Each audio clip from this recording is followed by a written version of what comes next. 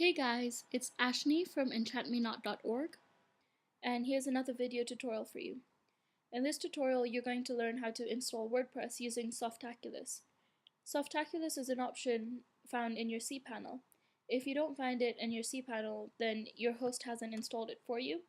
You can either install it yourself by visiting the Softaculous' website, or you can ask your host to install it for you. So you need to open up your web browser and log in to your cPanel account. I've already done that. From there, you need to look for the Software and Services tab. It may not necessarily be in the same location as mine, since you can move these around. Once you find your Software and Services tab, you should find the Softaculous tool. If you don't, you'll need to contact your host or install it yourself. So then you can click on Softaculous. One reason Softaculous is so amazing is that it not only installs different tools for you, but it also keeps track of them and alerts you whenever you need an update. So if you see in the sidebar over here, these are some of the different things you can install using Softaculous.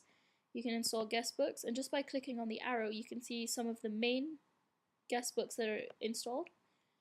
However, if you click on the actual tab, it shows you even more. So WordPress is one of the main ones listed under blogs, so you can go and just quickly click on the WordPress tab and not have to go and find other pages in between. So the form itself is pretty easy to fill out. Once you get onto the WordPress page, it gives you a brief overview of WordPress and how it works.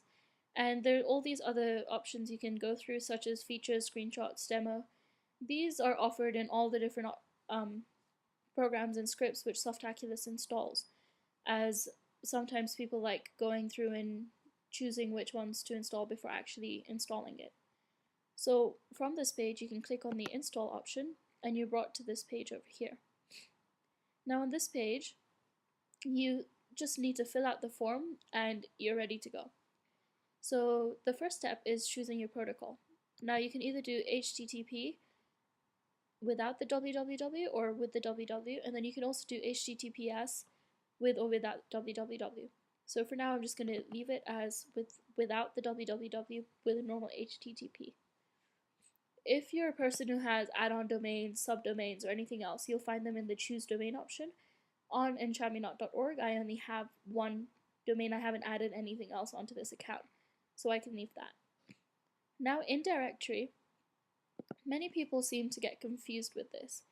If you want WordPress to show up when your visitor first sees your site or first goes to your site, for example, if you go to enchantmenot.org, you see my WordPress setting, you need to remove this WP from in directory. However, if I wanted WordPress to install in a subdirectory called blog, for example, I can always put blog in here.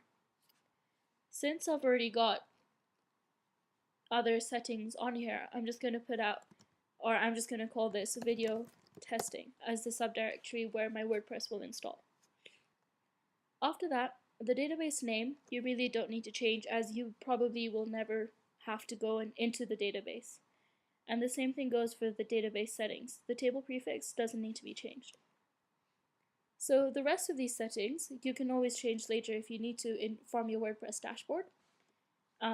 For now, I'm just going to call mine video tutorial, and the site description is setting up a WordPress for a video tutorial.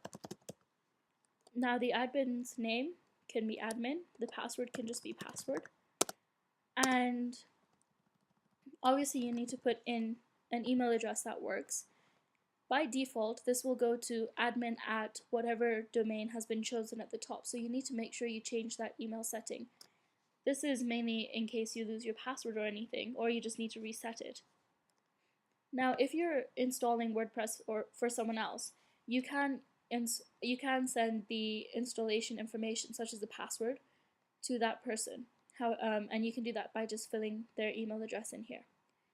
Now, if you are a person who speaks another language and wants your WordPress in a different language, you can choose one of the different options here. Since I speak English and I prefer English, I'll leave it as English for now. And then you hit install, and it starts to install the script. Once your install is finished, you'll be brought to this page saying congratulations, the software was installed successfully. So on this page you get two links. There's the first link, which takes you to the location where your WordPress was installed, and the second link, which takes you to your WordPress admin, which is where you can control the posts, the pages, the plugins, anything else related to your WordPress account. So what I generally do is just to make sure that both the page and the admin page are loading or load properly. So I just open both in new tabs. As you can see, this is the video tutorial subdomain over here, and this is the WordPress blog. It's just the generic 2010 layout, and here is the video testing WordPress site. So the username is admin and the password is password. So you can just log in, and once you log in, it comes up with the new, or it shows up with WordPress. And there you have it. If you have any questions, please feel free to leave them below. Also, make sure you subscribe to our channel so you can see any new videos as we release them. I hope this tutorial was helpful for you. See you next time.